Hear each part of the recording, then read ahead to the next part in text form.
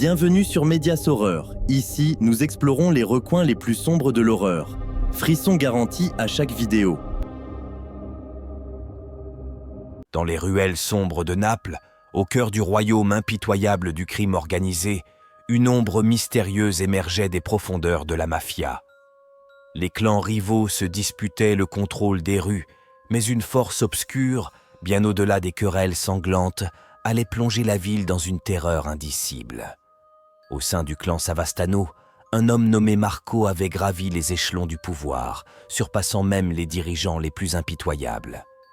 Sa soif de pouvoir le conduisit à rechercher des alliances occultes, des pactes avec des forces sombres que même les criminels endurcis n'osaient pas imaginer. Marco se plongea dans des rituels ésotériques, croyant que le pouvoir surnaturel pouvait renforcer son emprise sur le monde criminel. Alors que le clan Savastano prospérait grâce à ses alliances occultes, une série d'événements étranges secoua la ville.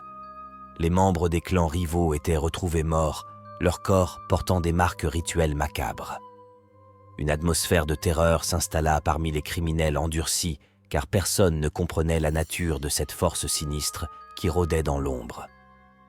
Des rumeurs circulaient selon lesquelles Marco avait déclenché une malédiction qui hantait les rues de Naples. Des visions d'ombres mouvantes et de murmures lugubres tourmentaient ceux qui osaient s'aventurer dans les quartiers contrôlés par la mafia.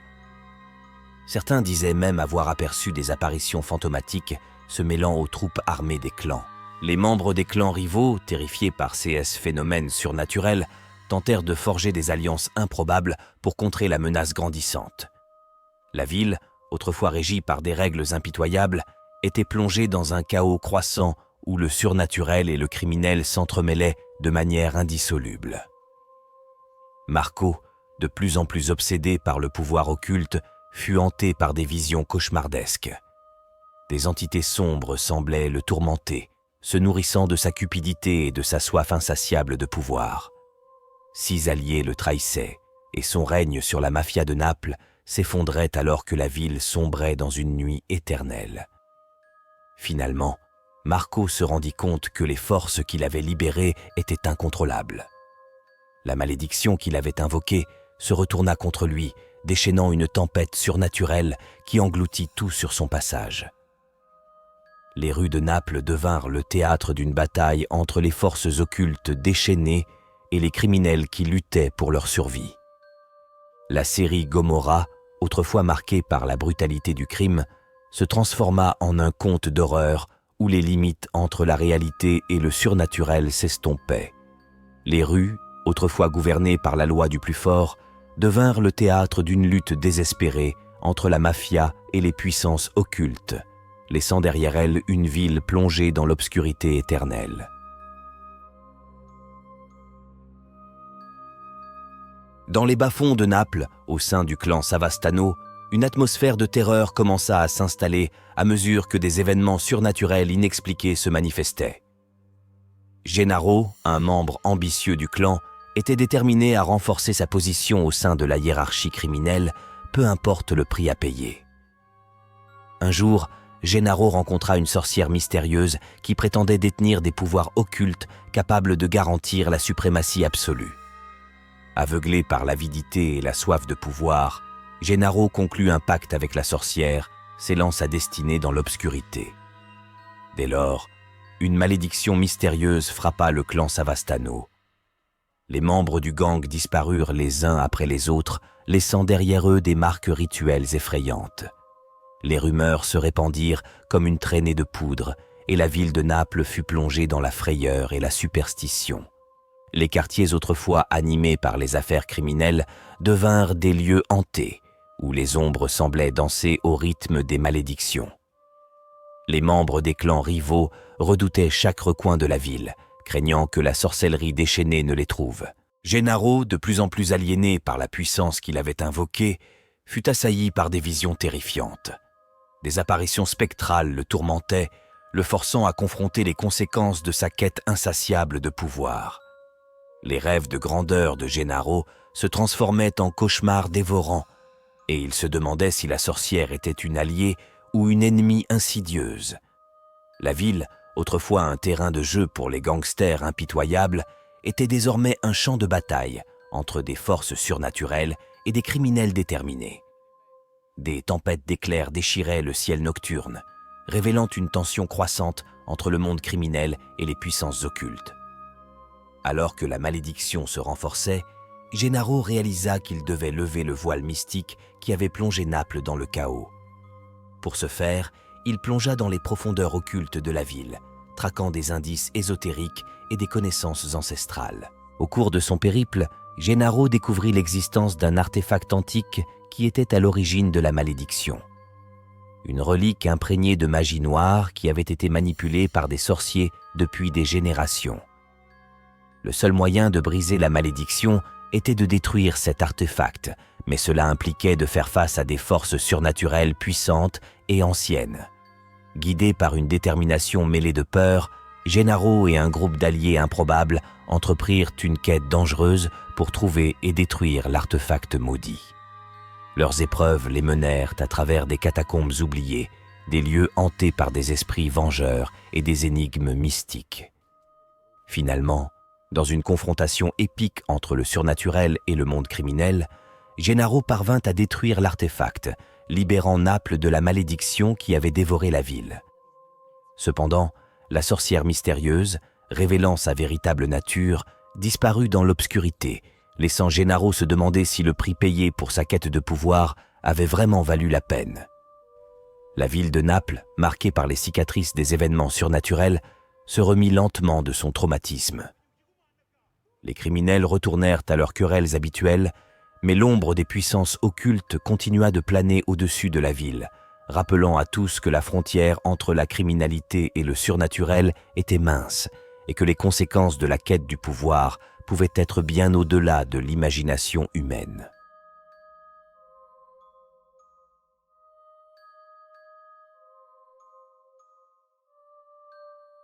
Dans les recoins sombres de la ville de Naples, une nouvelle menace se préparait, ébranlant les fondations déjà fragiles des clans criminels.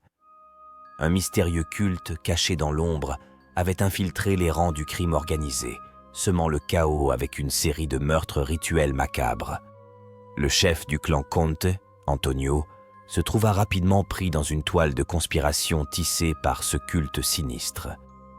Les membres du gang étaient retrouvés égorgés, leurs corps disposés de manière rituelle dans des lieux secrets de la ville.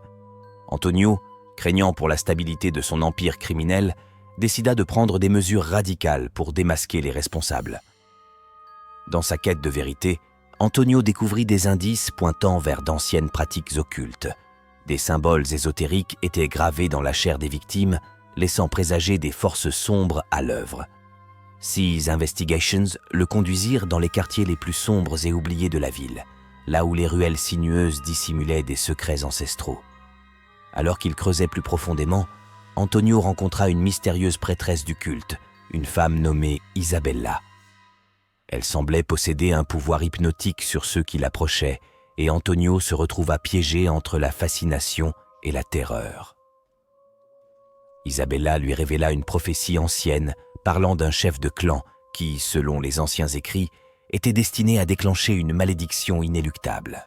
Antonio, sceptique au départ, commença à ressentir le poids des événements surnaturels qui s'abattaient sur son gang.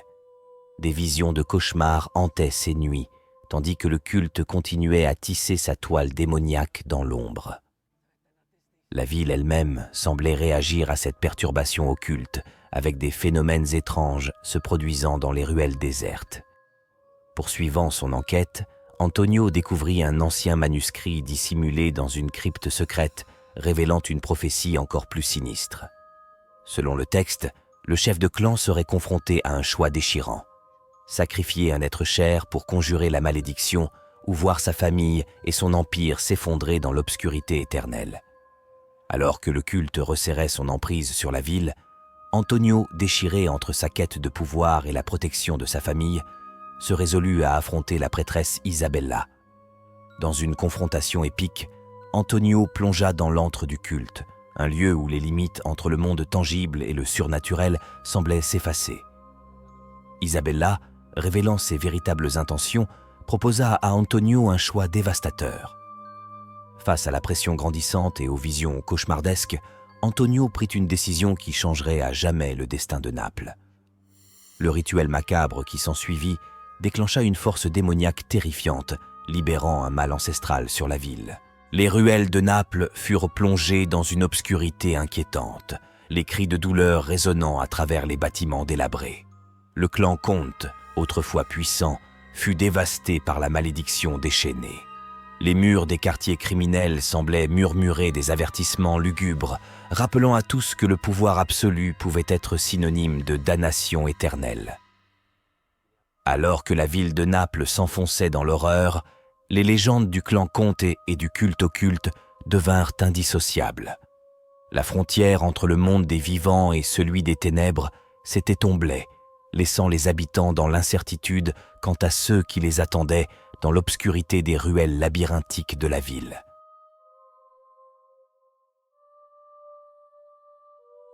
Au sein du dangereux monde de la mafia napolitaine, une nouvelle menace émergea, prenant la forme d'une mystérieuse poupée en porcelaine. Cette poupée, d'une beauté trompeuse, devint l'objet de fascination et de terreur au sein du clan Conti. Le chef de clan, Luca Conti, recevait chaque nuit la visite de cette poupée dans ses quartiers privés. Chaque apparition était accompagnée d'une mélodie éthérée qui résonnait dans les corridors sombres de la villa.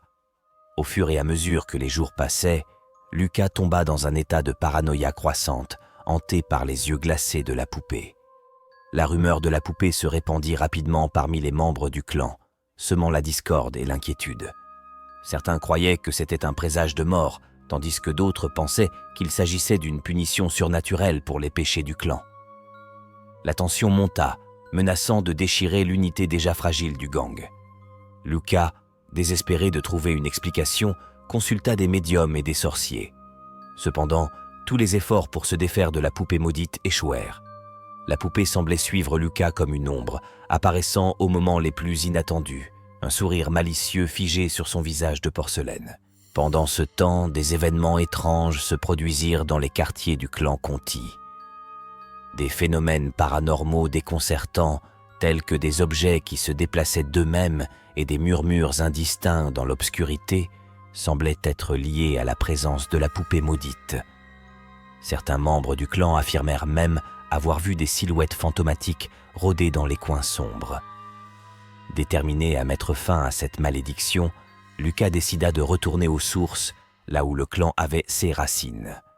Dans une vieille villa abandonnée au cœur de Naples, il découvrit un antique coffret à bijoux qui abritait la poupée maudite.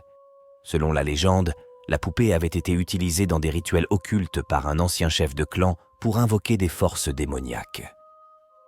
Comprenant que la poupée était un symbole des péchés passés de son clan, Luca se lança dans un rituel de purification désespéré. Les flammes de l'ancienne villa illuminèrent la nuit, consumant la poupée et libérant les esprits tourmentés liés à cette relique maudite. Cependant, même après la destruction de la poupée, une aura sinistre persista. Les membres du clan Conti, délivrés de la menace immédiate, restaient hantés par le souvenir des événements surnaturels qui avaient secoué leur monde. La poupée maudite avait laissé une empreinte indélébile dans l'histoire du clan, rappelant que les erreurs du passé pouvaient ressurgir de manière inattendue, même au cœur de l'univers impitoyable de la mafia napolitaine.